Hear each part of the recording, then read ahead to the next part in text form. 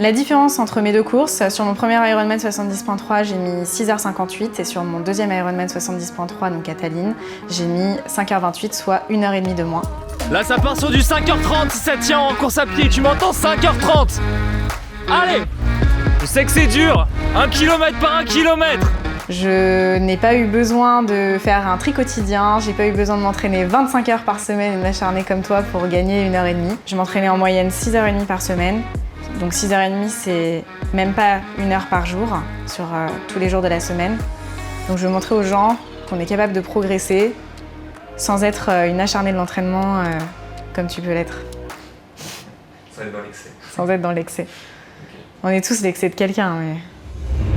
Bonjour à tous, suite à la demande générale, à la suite de mon débrief de l'Ironman de Tallinn, vous avez été nombreux à me demander le débrief de Rebecca, de son 70.3 à Tallinn aussi. Pour ceux qui ne savent pas qui est Rebecca, ça veut dire que vous n'avez pas vu mes vidéos, ça me fait mal. Voici donc le premier débrief de Rebecca depuis un petit bout de temps. Voilà, le débrief de comment elle est passée de 7h sur 70.3 à moins de 5h30. Bon visionnage.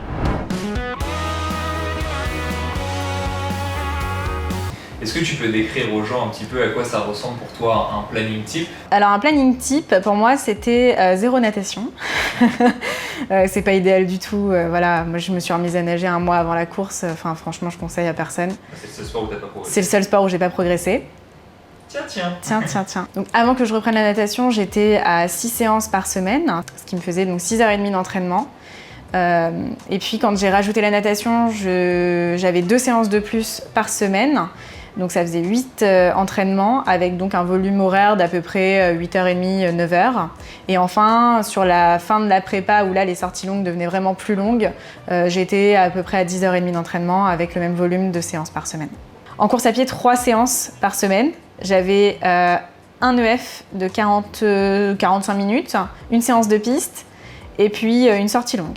Ensuite, s'il y avait un petit bonus de faire un bike and run, ça me rajoutait de la course à pied. Donc les sorties longues, progressivement, elles sont devenues plus longues. On a commencé par 1h10 et puis après 1h15 et on est monté jusqu'à 1h45, je crois. 1h40, voilà. Donc sachant que j'ai fait 1h47 au semi, donc on était à peu près sur cette durée d'effort. Par contre, l'intensité était bien moins importante puisque je courais en EF sur mes sorties longues. Et petit à petit, on a rajouté quelques intervalles de quelques kilomètres à allure de course. Aujourd'hui, de courir 1h10, c'est vrai que ça me fait plus peur du tout. Avant, j'avais un cap, je pense, à 40 minutes. Je me disais, waouh, pour atteindre 1 heure, on va falloir ramer, quoi. Aujourd'hui, pour atteindre 1h10, même 1h20, ben, ça se passe plutôt bien, hein. En vélo, j'avais une séance hard sur home trainer. J'avais une séance où je tournais les jambes en EF pendant 1 heure à peu près. Et enfin, la sortie longue de vélo le week-end. La majorité de mes sorties longues du dimanche, du coup, j'aime pas les appeler sorties longues parce qu'il y a plein de gens qui vont trouver que c'est normal, voire même pas beaucoup. C'est même pas ce qu'ils font. Enfin, ils font même 3 fois ça le dimanche. Généralement, au vu de la météo, c'était sur home trainer, c'était donc 2 heures de home trainer. 2 heures, 2h30, oui, de home trainer. Et après, quand il a pu faire beau et qu'on a pu sortir, je suis sortie 5 fois à peu près autour de 3h, 3h30, ce qui faisait 70-80 km à peu près. Et une seule fois, une grosse sortie longue de 4h15 avec donc 107 km. Je travaille environ entre 40 et 50 heures par semaine. Il y a d'autres gens qui travailleront 35 heures mais qui auront 10 heures avec des enfants derrière où il faut s'occuper, ça prend un temps fou. On ne peut pas forcément caser 25 heures par semaine. Il faut être le meilleur possible avec ses propres ressources, qu'elles soient financières, temporelles et autres. Ce qu'il faut remettre en perspective, c'est que finalement, mon volume horaire dans la semaine, il n'était pas si élevé. Il n'était pas si élevé parce que effectivement j'avais des séances beaucoup de 45 minutes, 50, 1 heure. Donc finalement mon gros volume horaire se jouait le week-end. Quasiment la moitié de mon volume hebdomadaire se jouait le week-end. Et pour beaucoup, effectivement, 8 séances par semaine, ça paraît énorme. Finalement, c'est une séance du lundi au vendredi et puis 1 à 2 séances le week-end, donc c'est faisable. De toute façon, les gens ils perdent de plus en plus de vue que faire du sport, au-delà de la performance et du loisir, c'est avant tout un truc de santé. Et en fait, ce qui est triste, c'est qu'aujourd'hui, pour 99% de la population, faire 45 minutes de sport, c'est « Oh, mais t'es addict !» Alors qu'en fait, c'est juste qu'on devrait tous faire. Alors dans mon organisation, effectivement, j'avais une séance qui pouvait sauter. J'avais un fusible, on va dire, et ce fusible-là, c'était la séance de F de vélo. Je préférais faire sauter une séance de vélo qu'une séance de course à pied parce que je savais que derrière, en termes de bénéfices, c'était pas du tout la même chose. La répercussion, exactement, n'était pas du tout la même si je faisais que de course à pied ou si je faisais que de vélo. C'était déjà arrivé ça, de genre pas du tout avoir envie de t'entraîner? Ça m'est déjà arrivé de rentrer chez moi après le travail et de n'absolument pas avoir envie d'aller courir. Pourquoi? Parce que il pleut, parce que je suis crevée, parce que j'ai faim. Je rentrais et je me disais, tu fais rien d'autre, tu t'assois pas, tu te changes. Tu te changes et tu pars. Et des fois, il était très tard. Je rentrais, il était 20h, 20h30 avec les bouchons et on sait qu'on va finir le run, il va être 21h30. Et ouais, on n'a pas envie. Ça t'arrive tous les combien de temps? Toutes les semaines? Tous les jours? Ouais, ça arrive toutes les semaines, ça. Ça arrive toutes les semaines, ça arrive pas tous les jours, mais toutes les semaines, il y a forcément un jour où je vais arriver plus tard que ce que j'avais prévu. Et en fait, c'est ça. La différence avec le premier Ironman et le deuxième, 73, c'est que je me laissais pas le choix.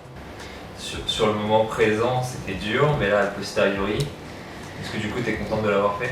Ouais, je suis contente de l'avoir fait et je le referai. Aujourd'hui, maintenant, je sais que cette décision-là, elle va jouer effectivement sur la balance et sur la finalité du temps sur une course. Avant, aujourd'hui, je le savais pas. Je savais pas ce que ça allait donner le jour J. J'avais jamais suivi de plan d'entraînement. La seule chose qui me faisait espérer que j'allais réussir à faire quelque chose de pas trop mal, c'était parce que j'avais vu que toi, tu l'avais fait plusieurs fois, pour les Road to Iron, pour les Worlds, etc. Donc j'ai vu que de s'investir, ça payait, mais j'avais pas eu la preuve en fait. Donc je le faisais, mais sans être vraiment convaincue, quoi. Je le faisais sans grande conviction. Aujourd'hui, je sais que je serais bien plus convaincue de me dire que d'avoir couru 3 ou 4 fois dans la semaine et pas juste 2, ça va vraiment changer les choses. Ouais, je pense que dans ta préparation, ce que les gens peuvent en retirer le plus, c'est juste régulier. 3 fois par semaine, Ouais. Les moments où tu as stagné le plus, c'est le moment où tu ratais une petite séance par-ci, par-là, et où pendant une semaine, tu courais pas parce que je sais pas quelle raison. Et en fait, tu te rends compte que la course à pied, c'est vraiment ça. Si tu es régulier, c'est ça. Si on est régulier, il n'y a vraiment pas de secret. Et je partais même parfois en déplacement professionnel. Et la première chose à laquelle je tenais, c'était de faire ma course à pied, même en déplacement. Et même en déplacement, on dit à ses collègues, on ira manger un peu plus tard et on va courir. Et voilà, et c'est la différence entre courir 2 fois par semaine et 3 fois par semaine, elle est incroyable. Et je pense que de toute façon, pour toi, c'est pareil. Courir 3 fois ou 4 ou 5, ça a nettement changé ton niveau. Ou 6, waouh. Mais entre 2 et 3, c'est Entre 2 et 3, c'est incroyable.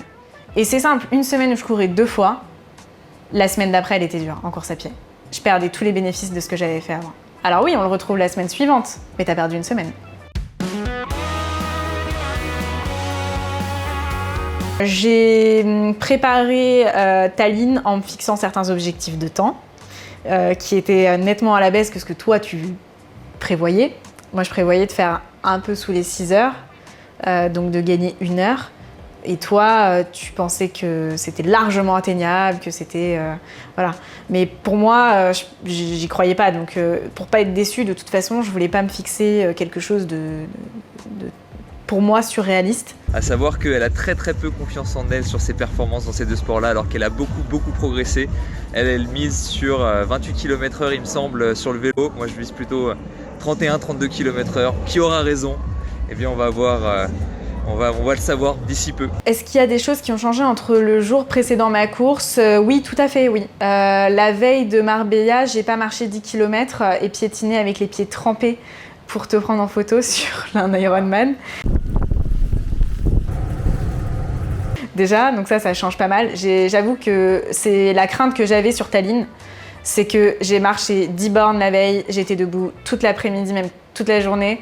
J'avais pas beaucoup dormi parce que le matin je me suis réveillée stressée, puis toi tu t'es réveillée à 4h du matin donc j'avais très mal dormi. Donc j'avais peur à Tallinn d'avoir les jambes coupées dès le lendemain et fatiguée parce que j'avais fait cet effort-là.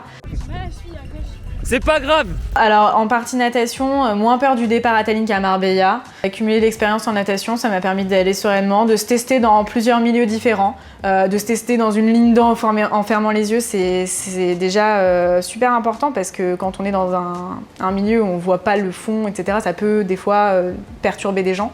De nager dans une ligne d'eau, il y a 15 personnes et on va se prendre des coups, c'est important aussi, même si ça fait plaisir à personne d'arriver à la piscine avec une ligne d'eau blindée. Mais en fait, ça sert. De nager en mer avec beaucoup de vagues, alors attention, il faut quand même que ce soit sécurité. De nager dans une eau froide aussi. Voilà, toutes ces choses-là font que c'est de l'expérience acquise et qu'il y a moins de stress le jour J. Alors sur les transitions, j'ai quand même eu des progrès. Sur la T1, Marbella, il fallait que je me sèche les pieds, que j'enfile des chaussettes. Puis bon, le casque, le vélo, c'était beaucoup moins fluide. Là, je savais exactement, j'avais fait une visualisation avant, je ne me suis pas séché les pieds et j'ai enfilé mes chaussures avec les pieds mouillés, c'était très bien et ça fait gagner un temps considérable. Donc là-dessus, gros point fort et effectivement, j'ai mis, je peux regarder 3 minutes, un truc comme ça, en T1 3,30, ouais. C'est vrai combien t'avais mis à Marbella? À Marbella 10 minutes. J'étais pas loin des 10, ouais.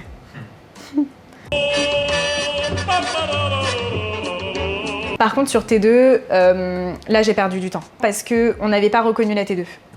Ça, c'était la première erreur. Donc du coup, je suis arrivée le matin de course, je ne savais même pas où j'allais poser mon vélo. Donc c'est-à-dire que le jour J, t'arrives et t'es surpris de savoir quel rang et quelle place tu vas pouvoir avoir ton rack à vélo. Deuxième chose, il y avait l'histoire du nœud sur le sac. J'ai perdu un temps fou avec ce nœud sur le sac où j'arrivais pas à l'ouvrir.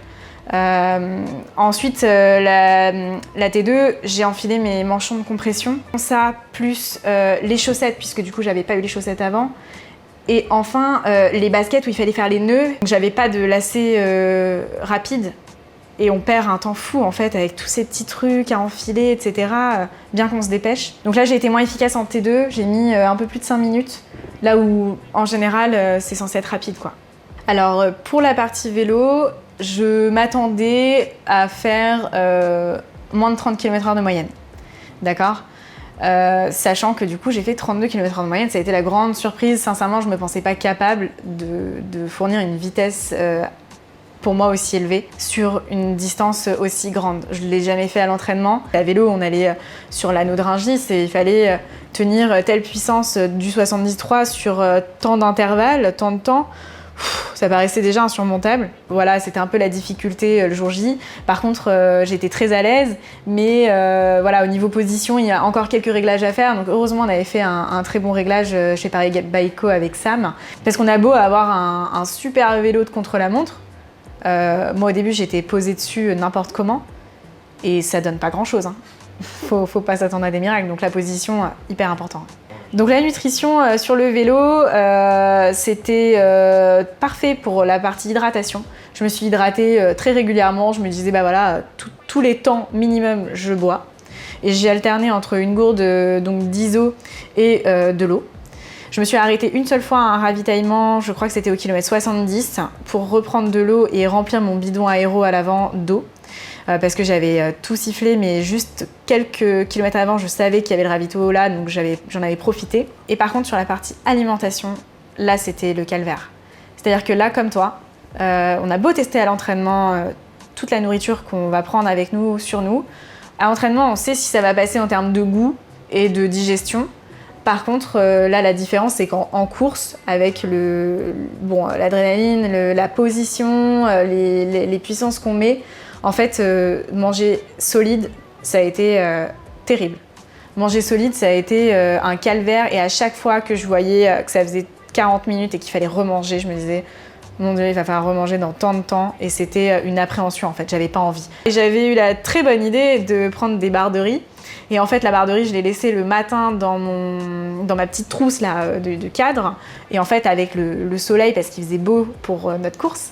Regardez les petits chanceux là, hier pluie, rafale de vent, regardez-moi ça, abusé. Elle s'est décomposée, j'avais un bol de riz dans ma sacoche. Donc j'en avais plein les doigts, je m'y suis sur ma trifonction qui était blanche, j'avais de la peine. Et toi tu t'en fous de ce genre de détails en plus. Ouais, complètement. Je mouche dessus, donc ouais, Pour finir sur la partie alimentation, donc en résumé, même si on a beau tester à l'entraînement, certaines choses, malgré tout, en compétition, ça n'a rien à voir et je le redis et je vais réadapter et il va falloir réajuster, retrouver à nouveau ce qui va me convenir. Donc il va falloir retester à l'entraînement certaines choses pour être sûr déjà que ça passe en temps normal et après pouvoir retester ça le jour J. La course à pied sur Tallinn s'est très bien passée parce que je suis descendue du vélo en me disant bon, quelles vont être les jambes, vu que j'avais très mal aux ischios après donc au vélo et j'avais des très bonnes jambes. Donc en fait je déroulais. Et là, je me suis pas vraiment souciée trop du cardio, c'est-à-dire que j'étais pas en EF restreint. Donc je me suis dit, bah vas-y, tu dois être à telle vitesse. Le reste, faut juste vérifier que t'es pas en FC max ou que t'es pas en train de suffoquer. Mais j'étais très à l'aise au niveau du souffle, au niveau du cardio et au niveau musculaire. Sincèrement, ça déroulait et je passais les kilomètres avec des très bonnes moyennes. Je me disais, waouh, quand est-ce que ça va craquer, quoi. Bon, évidemment, arrivé au 11e, ça commence à être un peu dur. Et puis finalement, t'étais au bord de la route, il y avait les copines aussi qui étaient là pour supporter au bord de la route. C'est incroyable ce que tu fais, tout le monde vibre, la famille, les amis, moi. Allez! Et sincèrement, tous les gens qui t'encouragent, ça aide énormément. C'est un truc en plus qu'on n'avait pas à Marbella, ça.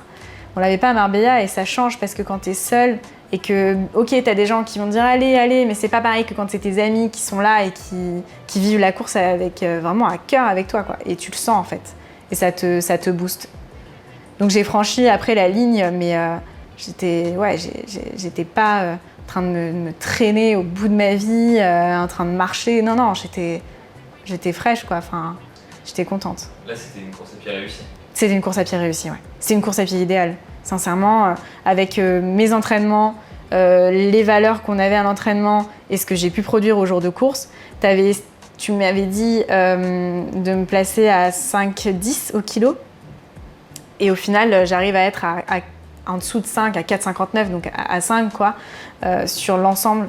Alors à Marbella, la différence, c'est qu'on avait beaucoup de dénivelés positifs. Donc je sais qu'au niveau musculaire, j'avais certainement pas recruté de la même manière entre une course à plat et une course en montagne.